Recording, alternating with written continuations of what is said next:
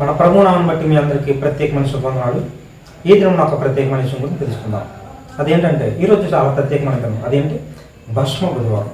ఈ రోజు నుంచి 40 దినాలు గుడ్ ఫ్రైడే వరకు మరియు ఈస్టర్ వరకు కూడా ఉపవాస ప్రార్థనలో చాలామంది క్రైస్తవులు పాల్గొంటుంటారు. అయితే ఈ భస్మ బుధవారం అనే దాన్ని నిజంగా పాటించవచ్చా? అట్లీస్ట్ ఈ భస్మ బుధవారం గురించి బైబిల్లో ఉందా అని మనం గమనించినట్లయితే నేను మీకు ఒక విషయాన్ని తెలియజేస్తాను.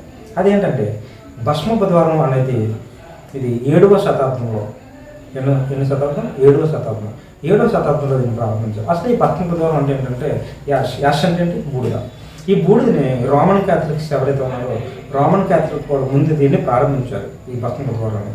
ఈ రోమన్ క్యాథలిక్స్ మనం చాలా సంఘాలు మనం చూసినట్లయితే కొన్ని విషయాలు మీకు గమనించవచ్చు. ఏంటంటే చాలామంది క్రైస్తవులకి ప్రార్థన చేసేటప్పుడు ప్రేయర్ చేసిన నుదుటి మీద ఇలా క్రాస్ వేస్తారు.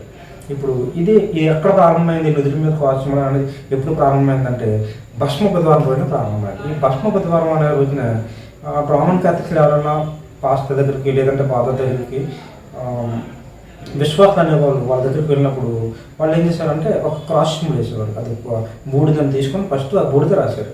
ఎందుకు బూడిదనే రాశారని మనం ఆలోచించినట్లయితే పాత బంధ గ్రంథంలో కొన్ని విషయాలు ఉంటాయి దీని గురించి. ఇవన్నీ బూడిదలో కూర్చుండి గోనె పట్ట కట్టుకుని ఉపవాసం ఉండాలని చెప్పేసి పాత గ్రంథంలో మనకి రాయబడుతుంది. ఈ విధంగా మనం గమనించినట్లయితే ఈ భస్మ బుధవారం అనేది దేనికి ప్రత్యేకమైనది అంటే ఉపవాస ప్రార్థనలకు. ఈ ఉపవాస ప్రార్థనలు 40 దినాలు ఎందుకు పెట్టాలి అని మనకు ఒక ఆలోచన రావచ్చు. అసలు ఈ రోజు నుంచి భస్మ బుధవారం 40 దినాలు ఎందుకు పట్ట మనం ఆలోచించాలి. దీన్ని బట్టి ఆలోచించినట్లయితే సరిగ్గా యేసుక్రీస్తు ప్రభువు బాప్తిస్టుని తీసుకొని ఆయన కొండ ప్రాంతంలో నడుచుకుంటూ వెళ్ళినప్పుడు ఆ ప్రాంతంలో ఎడారి ప్రాంతంలో ఆయన నడుచుకుంటూ వెళ్తున్నారు. అప్పుడు ఏం జరిగింది? 40 దినాల కోసం వారు చేస్తారు. ఎన్ని దినాలు? 40 దినాలు. ఈ 40 దినాలను ప్రాముఖ్యంగా తీసుకొని యేసు ప్రభు 40 దినాలు ఉపవాసం ఉన్నారని దీన్ని మనము 40 దినాలు ఆచరిస్తే క్రైస్తవులు దేవునికి దగ్గరగా ఉంటారనే ఉద్దేశంతో దీన్ని ప్రారంభించారు. అయితే ఇందులో ఈ భస్మ బుధవారానికి సంబంధించి ఒక వచనం మనం బైబిల్ గ్రంథంలో చదువుకున్నాం. ఆదికాండం 2:7 దేవుడని యెహోవా నేలమంటితో నరుని నిర్మించి వాని నాసికారంధ్రములో జీవవాయువును ఊదగా నరుడు జీవాత్మాయను. ఈ మాటకి ఇప్పుడు ఎందుకు ఈ మాట చదవాలంటే అసలు మనిషిని దేవుడు దేని నుంచి పుట్టించాడు? మట్టి నుంచి. దేని నుంచి? Dust particle. ఒక మట్టి నుంచి దేవుడు మనిషిని సృష్టించాడు. మట్టి ద్వారా మనిషిని దేవుడు నిర్మించి నాసికారంధ్రంలో దేవుడు ఏం చేశాడు? ఒక జీవవాయువు. ఏ వాయువు అది? జీవించే ఒక వాయువు. అంటే తన ఊపిరిని దేవుడు తయారు చేసిన మట్టి బొమ్మ ద్వారా తయారు చేసిన ఆ మనిషి ముక్కు ద్వారా దేవుడు ఏం చేశాడంటే ఊదాడు. ఊదగా ఏమైంది? ఆ యొక్క ఆత్మ జీవాత్మ అయింది. జీవాత్మ అంటే దానికి జీవం వచ్చింది. ఆ మట్టితో తయారు చేసిన నరునికి ఏమొచ్చింది? జీవం వచ్చింది.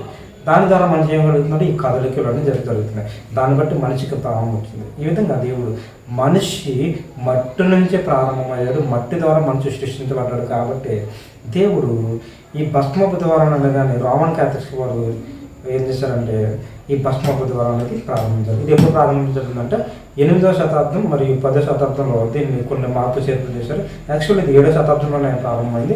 7వ శతాబ్దం ప్రారంభమైనప్పుడు ఏమైందంటే స్టార్టింగ్లో 36 రోజులు ఉండేది, 36 డేస్. 36 డేస్ తర్వాత మళ్ళీ 4 రోజులు యాడ్ చేశారు. 4 రోజులు యాడ్ చేయడం గల కారణం ఏంటంటే యేసుక్రీస్తు ప్రభువు 40 దినాలు ఉపవాసం ఉండేవాళ్ళు అనమాట. సో దానివల్ల ఈ 40 దినాలను వేస్ట్ చేసుకొని ఇప్పటి నుంచి ఈ రోజు మొదలుకొని ఈస్టర్ వరకు కూడా ఏం జరుగుతుందంటే 40 దినాల ఉపవాస ప్రార్థన జరుగుతాయి. ఈ 11 డేస్ పాటించడం తప్ప కరెక్ట్ అంటే 11 డేస్ పాటనలో ఏ తప్పు లేదు. 11 డేస్ పాటనలో తప్పే లేదు. ఎందుకంటే ఈ 11 డేస్ అనేది ఇది దేనికి ఉపయోగపడుతుందంటే దేవునికి మరియు మానవునికి మధ్య సంబంధం అంటే అనుబంధం ఎక్కువ దగ్గర అయ్యే అవకాశం ఉంది. ఎందుకంటే ఈ 40 దినాలు కూడా దేవునికి మనం దగ్గరగా ప్రేయర్ చేస్తూ ప్రతిరోజు ప్రార్థన చేస్తూ మనకు కావాల్సిన ఏదైనా ఉపవాసం ఉండి ప్రార్థించండి. ఎందుకంటే ఈ భస్మ బుధవారం రోజు మనం గుర్తుంచుకునే విషయం ఏంటి? గోనె పట్ట కట్టుకొని బూడిదలో కూర్చొని అప్పుడు పాత నిబంధన భక్తులు ఉపవాసం ఉండేవాళ్ళు. ఆ విధంగా ఇప్పుడు మనము కూడా ఆ రీతిగా మనం చేయగలిగినట్లయితే ఎందుకంటే బూడిదలో కూర్చోండి గోనె పట్ట కట్టుకుని అనట్లేదు. దేవుడు మన హృదయాన్ని ఎరిగిన దేవుడు కాబట్టి మన హృదయపూర్వకంగా మీరు ఉండే ఉపవాసం ఏదైనా సరే హృదయపూర్వకంగా ఉండి దేవునికి దగ్గరగా ఉండడానికి మీరు ప్రాధాన్యపడండి. ఈ 40 దినాలు కూడా దేవుడు మిమ్మల్ని ఉన్నతమైన స్థితిలో తీసుకెళ్ళాలన్నా మరి ముఖ్యంగా మీరందరూ దేవుడికి దగ్గరగా ఉన్నట్లయితే మీ జీవితంలో అనేకమైన గొప్ప కార్యములు ఈ యొక్క 40 దినాల్లో మీరు చూడబోతున్నారు. దేవుడు ఆ విధంగా మిమ్మల్ని అందరినీ దీవించాలని మనస్ఫూర్తిగా కోరుకుంటున్నాను. మరి ముఖ్యంగా ఏంటంటే ఈ యొక్క భస్మ బుధవారం ఈ యొక్క లండేషన్ పాటించడం తప్పని చాలామంది అంటూ ఉంటారు. కానీ ఇందులో ఎటువంటి తప్పు లేదు. మనం లండేషన్ మనం పాటించవచ్చు. ఈ పాటించడం ద్వారా మీరు దేవునికి దగ్గరగా ఉంటారు. అంతేకాకుండా మీరు ప్రతిరోజు కూడా బైబిల్ యొక్క దేవుని యొక్క గ్రంథాన్ని చదవండి. సిద్ధమైతే ఈ 40 దినాలు కూడా కనీసం ఒక పూట అంటే ఉపవాసం ఉండడానికి మీరు ఆసక్తి కలిగి ఉన్నట్లయితే ఉండండి. ఉండడమే కాకుండా ఉన్నప్పుడు అలా ఉపవాసంతున్నప్పుడు మీరు ఏంటంటే ప్రార్థన ఎక్కువ కలపండి. ప్రార్థన ఎక్కువ కలపడం వల్ల దేవుడు మన దగ్గరగా అవుతాము. దేవుడు మన యొక్క హృదయంలోకి మనకు కావలసిన సమస్యలను దేవుడు మనకి అనుగ్రహిస్తాడు. దేవుడు ఆ రీతిలో మనందరినీ దీవించి ఆశీర్వదించిన కాక. ఆమేన్.